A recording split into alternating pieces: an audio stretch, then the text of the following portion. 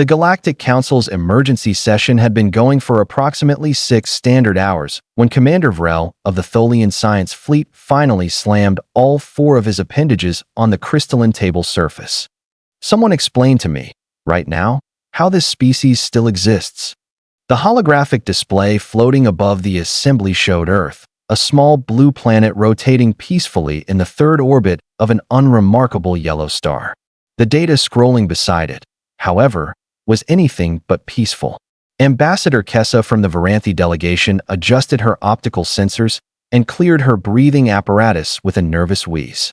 "Commander, I understand your confusion, but the records have been verified 17 times. 17 times. Vrel interrupted, his scales rippling with agitation. "And they still show the same impossible results." "I'm afraid so, sir." A younger officer named Plex, fresh from the academy and still optimistic about the universe making sense, raised a tentacle hesitantly. "Permission to speak, Commander?" "Granted, though I doubt you'll make this nightmare any clearer." "Well, sir, I've been studying the human archives, and I think I can summarize the situation."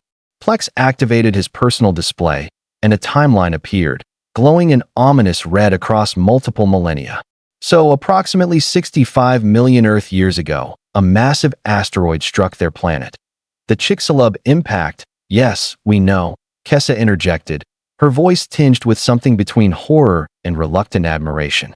Killed roughly 75% of all species. The dominant life forms were these large reptilian creatures they called dinosaurs. Wiped out completely. Plex continued, warming to his subject. But somehow, some small mammals survived. Fast forward, and those mammals evolved into various species, including one particular branch of primates who decided that living in trees was boring. Commander Vrel's head swiveled toward the young officer. "Please tell me that's not the species we're discussing."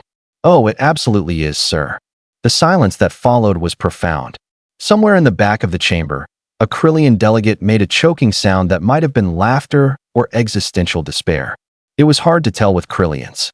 "Okay," Vrel said slowly, trying to maintain his composure. "So one extinction event, 65 million years ago. That's survivable, I suppose. Lucky, but survivable." "Ah." Plex's skin tone shifted to a cautious purple.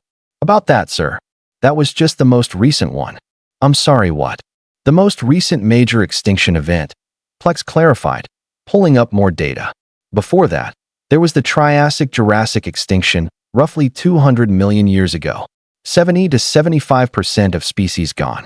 Massive volcanic eruptions, climate chaos, ocean acidification, the works." Kessa leaned forward, her voice dropping. "And before that?" "Oh, it gets better," Plex said, and there was definitely sarcasm creeping into his tone now. "The Permian-Triassic extinction, about 252 million years ago. They call it the Great Dying. 96% of marine species, 70% of terrestrial vertebrates, just gone. The Earth basically turned into a global greenhouse with temperatures reaching 40 degrees Celsius in the tropics." "That's not possible," another delegate whispered. "Nothing survives that." And yet, Plex gestured dramatically at the still rotating Earth. "Here they are, still kicking." Commander Vrel felt a headache forming behind his primary eyes. "How many are we talking about?" "Total." Plex consulted his notes, and for a moment, the only sound was the soft hum of the chamber's environmental systems. "Major extinction events?" "5. Well, technically 5 that wiped out more than 50% of life. The Ordovician Silurian, the Late Devonian, the Permian Triassic, the Triassic-Jurassic, and the Cretaceous-Paleogene events." "5, Vrel repeated flatly. 5 big ones, yes, sir." "And the humans?" "Well, technically, humans only evolved after the most recent one. But their ancestral line survived all 5, plus dozens of smaller extinction-level events, multiple ice ages, supervolcanoes, and a period where the entire planet apparently froze solid called Snowball Earth." The chamber erupted into chaos. Delegates from 17 species began talking, shouting, or making their species-equivalent sounds of disbelief all at once. Vrel didn't even try to restore order. He just stared at the holographic Earth, watching it spin innocently, as if it hadn't spent the last 500 million years actively trying to kill everything on its surface. Finally, Kessa managed to make herself heard above the noise. But that's ancient history, correct? Surely their planet has stabilized now. Plex and Vrel exchanged glances. The young officer's coloration shifted to something that might have been sympathetic. Ambassador, would you like to tell her, or should I? Tell me what? Commander Vrel sighed deeply, a sound that seemed to come from all four of his lungs. Ambassador Kessa, when exactly did you last check the current threat assessment for Earth? This morning, why? And did you notice the section labeled Active Existential Threats? I may have skimmed that part. There are currently 14 active supervolcanoes on that planet, Vrel said quietly. 14, any one of which could trigger a mass extinction if it erupted. Kessa's breathing apparatus made a sound like a deflating balloon. 14 active supervolcanoes. 14. And the humans just, live around them. Oh, it's better than that, Plex said, pulling up a regional map of Earth. One of them, Yellowstone, sits directly beneath one of their major tourist destinations. Millions of humans visit it every year to look at the pretty hot springs and geysers. They turned an extinction-level threat into a vacation spot.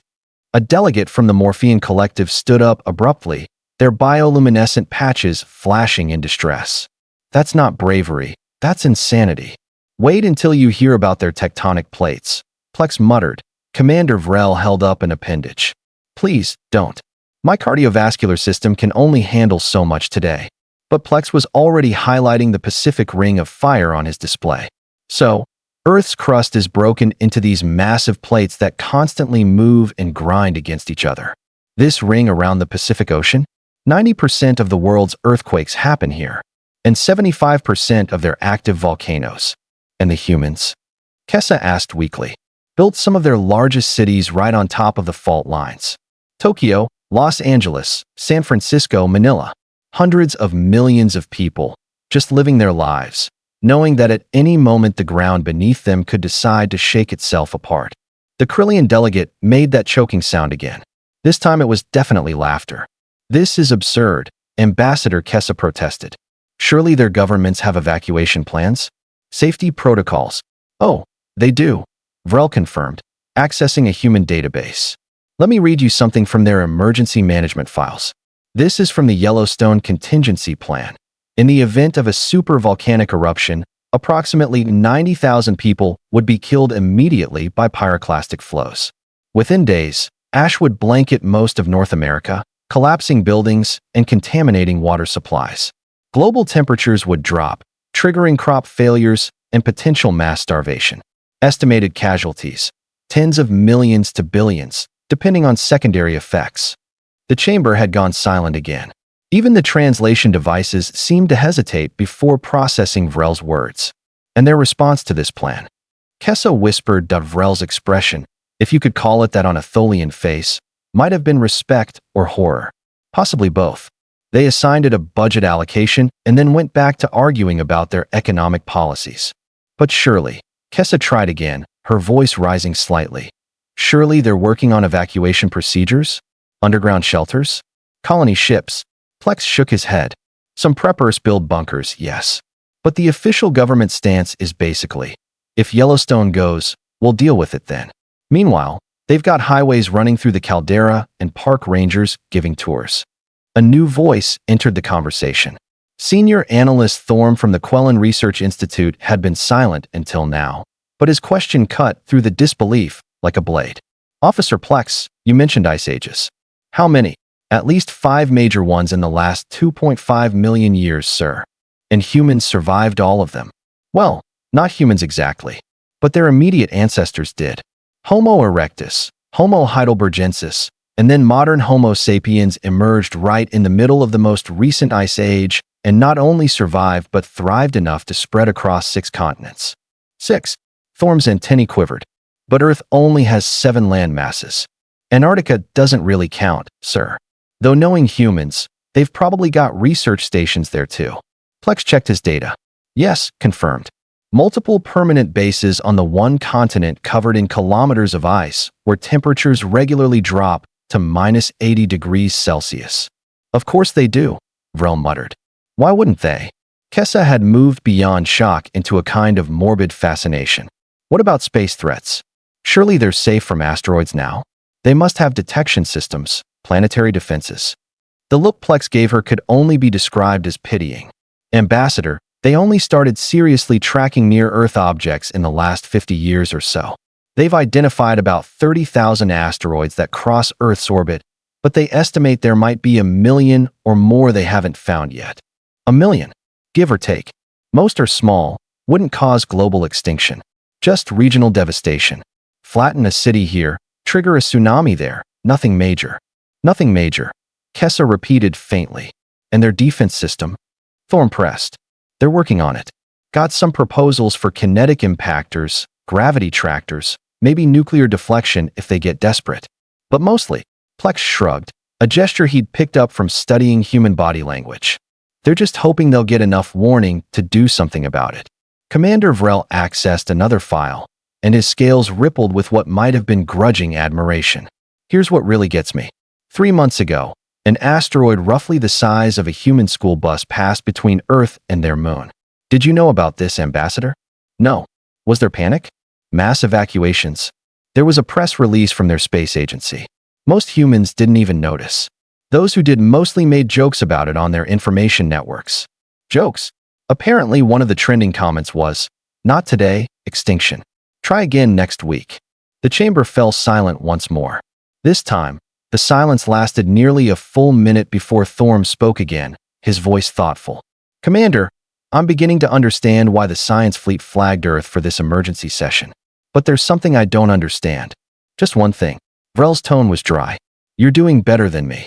The humans know about all these threats, correct? The volcanoes, the asteroids, the tectonic instability. They have entire scientific disciplines dedicated to studying them. Then why?" Thorm continued slowly. "Are they not just aware of these dangers, but actually seeking out more?" Plex's coloration shifted to confused yellow. "Sir, pull up their current space exploration initiatives." Plex did so, and his confusion deepened into something like awe.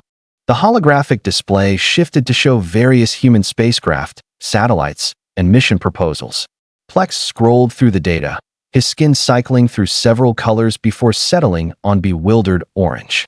"They're planning to colonize Mars," he said slowly.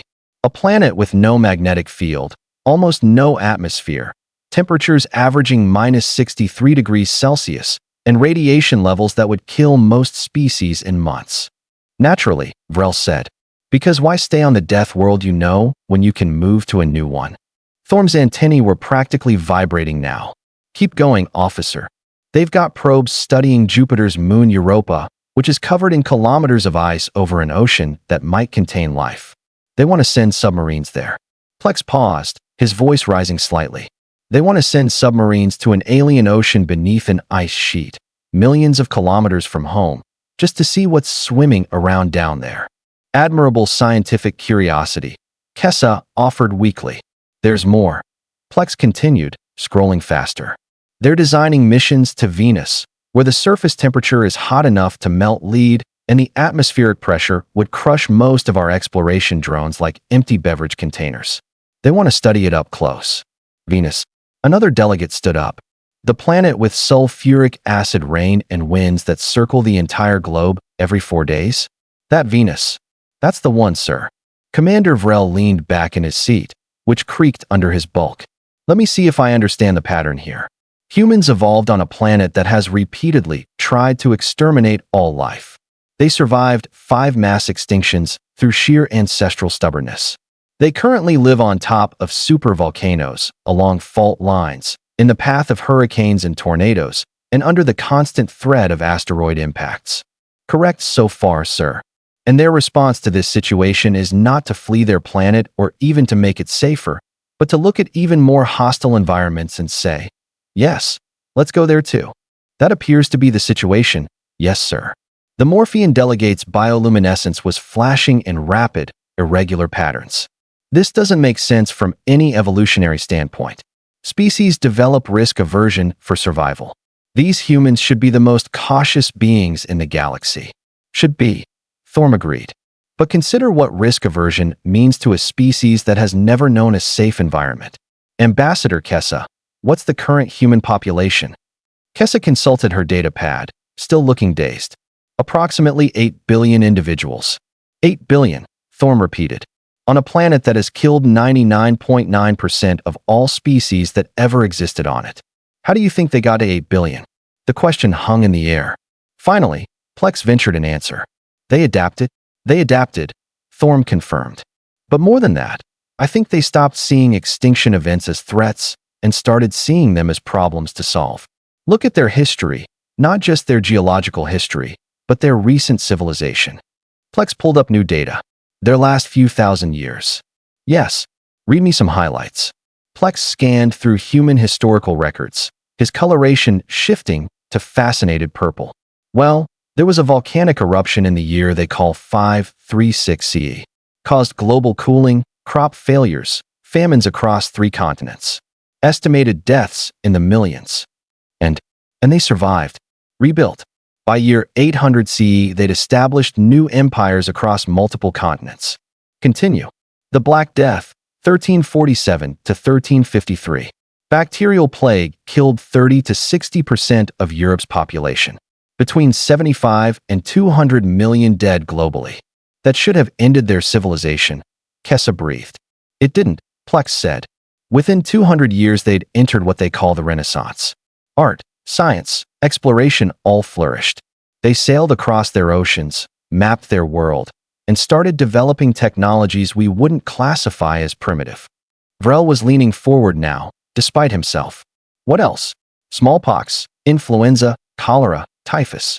Multiple pandemics every few centuries. They lost billions over their history. Plex scrolled further. World wars, nuclear weapons, climate change caused by their own industrial activity. By our standards, humans have faced at least a dozen species-ending catastrophes just in their recorded history. And each time they survived, adapted, and somehow came back stronger. Or at least more numerous. Plex looked up from his display. Sirs, I don't think humans have a normal relationship with existential threats. I think they're addicted to them. Addicted? Kessa looked appalled. How else do you explain it? Plex gestured at the data floating around them. They climbed their highest mountains for recreation. They dived to the deepest parts of their oceans in tiny metal containers. They strapped themselves to controlled explosions and launch into space. They've detonated over 2,000 nuclear weapons on their own planet just to test them. 2,000, someone gasped. And when they're not dealing with natural disasters, they create their own challenges. Extreme sports, they call them. Jumping out of aircraft with fabric parachutes. Throwing themselves off cliffs with elastic cords. Surfing waves that could crush them. Racing vehicles at lethal speeds. Plex's voice had taken on an almost manic edge. There's a human event called the Ironman Triathlon where they swim 4 kilometers, bicycle 180 kilometers, and then run a full marathon. For fun. That's over 200 kilometers of continuous physical exertion, Thorm calculated. That should cause organ failure in most species. Humans do it voluntarily. Thousands of them. Every year. And that's not even their most extreme endurance event. Commander Vrel stood up slowly. All 4 appendages braced against the table. Officer Plex, pull up the reason we called this emergency session. The incident from last week. Plex's coloration went very still, settling into a kind of resigned gray. Sir, are you sure? It's rather alarming. I think we're past alarming, officer. Show them. The holographic display changed to show a news broadcast from Earth. A human female with dark hair and an expression of professional concern looked into the camera. Good evening. I'm Maya Torres with Global News Network. Today marks the 5th near miss by a potentially hazardous asteroid this month, prompting renewed calls for increased funding to planetary defense initiatives. The image shifted to show a human male in a white coat, presumably a scientist, standing in what looked like an observatory. The caption identified him as Dr. James Okoye, astrophysicist. When asked about the recent cluster of near-Earth objects, Dr. Okoye had this to say. Maya Torres continued. The scientist shrugged, an eloquent gesture of casual unconcern. Look, space is full of rocks. Sometimes they come close. We're tracking them. We're developing countermeasures, and statistically speaking, we're probably fine for at least another few thousand years. In the meantime, we've got bigger problems to worry about, like climate change and the Cascadia subduction zone. The what now? Kessa interrupted. Plex sighed. a fault line off the Pacific Northwest coast. Overdue for a magnitude 9 earthquake that would devastate everything from Northern California to British Columbia and trigger a massive tsunami. Overdue? How overdue? About 70 years, based on historical intervals. Could happen tomorrow. Could happen in another century. The broadcast continued. Maya Torres appeared again, her expression somehow managing to convey both concern and a kind of weary acceptance that made the assembled aliens collectively shudder. In related news, the Yellowstone Volcano Observatory reports continued seismic activity beneath the caldera, though officials stress this is normal and poses no immediate threat. Park attendance remains at record highs. The feed cut to footage of human families walking along wooden boardwalks, children pointing excitedly at geysers erupting behind them. Steam rose from pools of boiling water while the humans took pictures and smiled. "Turn it off," Kessa said weakly. "Please, just turn it off." The hologram disappeared. For a long moment, nobody spoke. Then Thorm broke the silence with a question that seemed to crystallize everything they'd been dancing around. "Commander Vrel, what was the human response when your fleet entered their solar system last week?" Vrel's scales rippled in a pattern that suggested profound discomfort. "That's why we're here, senior analyst. That's exactly why we're here. They detected us, I assume." "Oh, they detected us. Within 3 hours of our arrival at the edge of their system. Their deep space monitoring network is more sophisticated than we anticipated." Vrel pulled up a communication log. "This is the first message we received from Earth." A new voice filled the chamber, distinctly human, male, with an accent that Plex's translator identified as North American English. The tone was conversational, almost friendly, which somehow made it more disturbing. "Unknown vessels, this is Earth Space Command. We've clocked you at .2 light speed, impressive engineering by the way, and tracked your trajectory toward the inner solar system. Before you get any closer, we should probably have a chat. We're transmitting our position and communication protocols. Coffee's on if you want to talk. If you're here for hostile purposes, well, we should probably discuss that too. Fair warning though, we've survived 5 mass extinctions, 2 world wars, and the invention of reality television. We're pretty hard to get rid of. Commander Jackson out." The silence that followed was absolute. "They invited you for coffee," Kessa said finally, "while casually threatening you." "That's not even the concerning part," Vrel replied. "We ran analysis on their transmission. The energy signature, the encryption protocols, the scanning technology they used to detect us. Ambassador, they've been space-capable for less than 70 years. 70 years. Thorm's antennae went rigid. "That's impossible. It took my species 400 years to develop faster-than-light detection systems. Humans don't have faster-than-light capability yet," Plex interjected. "But their conventional technology is advancing at a rate that breaks every model we have for technological development. 20 years ago, their most powerful computing devices filled entire rooms. Now they carry more processing power in their pockets. They were still using chemical rockets when we last surveyed them 50 years ago," another delegate added. "Basic satellites, primitive space stations. They still use chemical rockets," Plex confirmed. "But they've also got reusable launch systems, plans for nuclear propulsion, theoretical frameworks for Alcubierre drives, and they've landed robots on Mars that have been operating for years beyond their intended lifespan." "Because of course they have," Kessa muttered. Commander Vrel continued. "We sent a diplomatic party down to meet with this Commander Jackson. Nice enough human, very professional, gave us a tour of their Space Command facility. Do you know what was on his desk?" "I'm afraid to ask," Thorm admitted. "A snow globe from Yellowstone National Park and a framed photograph of his family standing in front of Mount Vesuvius, the active volcano in Italy that buried Pompeii." Kessa's voice had climbed an octave. "The very same. When I asked him about it, he laughed and said it was from their vacation last summer. Then he showed us their planetary defense initiatives." Vrel's scales had gone very still. "They've got kinetic impactors in development, orbital defense platforms in planning stages, and a proposal for a network of asteroid mining stations that would double as early warning systems." "Asteroid mining," Thorm repeated. "They want to mine the very objects that could destroy them. They want to turn threats into resources," Plex said quietly. "It's what they've always done." "There's more," Vrel said. "Commander Jackson asked me how many extinction-level events my species had survived. I told him none, because the Tholian homeworld is tectonically stable, has no supervolcanoes, and exists in a quiet region of space with minimal asteroid threats. What did he say? He looked genuinely sorry for us. Said it must be nice, but probably a bit boring. Then he asked if we wanted to see their Mars colonization proposals.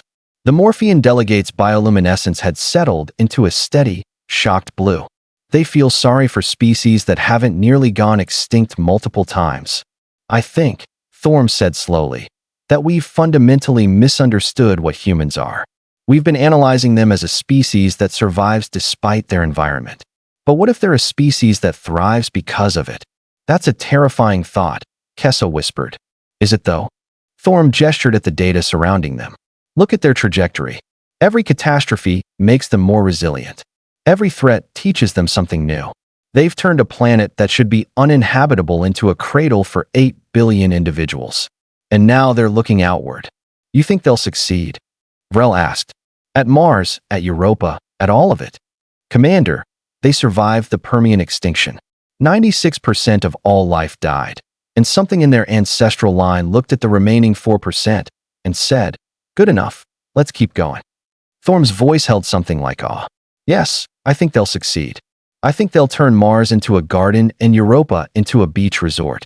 I think they'll find ways to survive things we can't even imagine yet. So what do we do?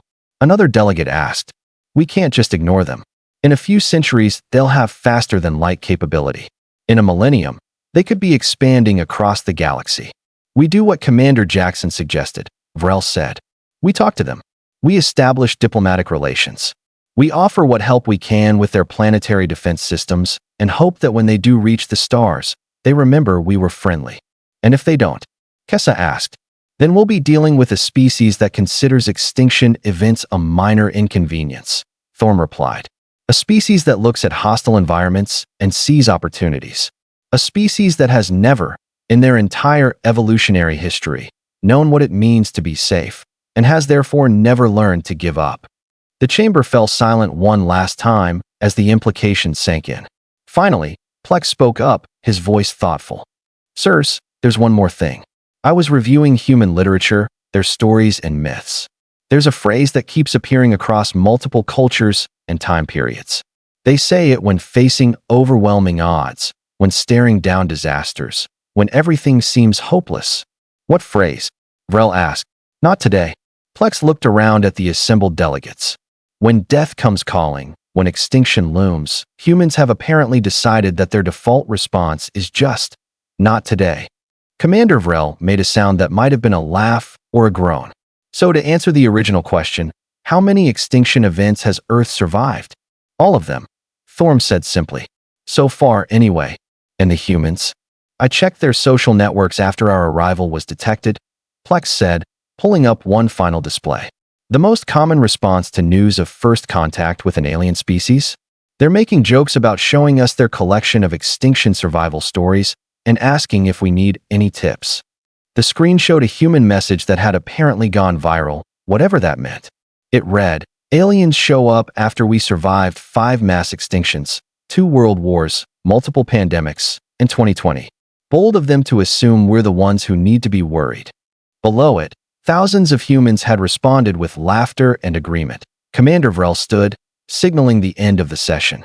Recommendation for the Council. Establish formal diplomatic relations with Earth. Offer technological exchange and mutual defense agreements.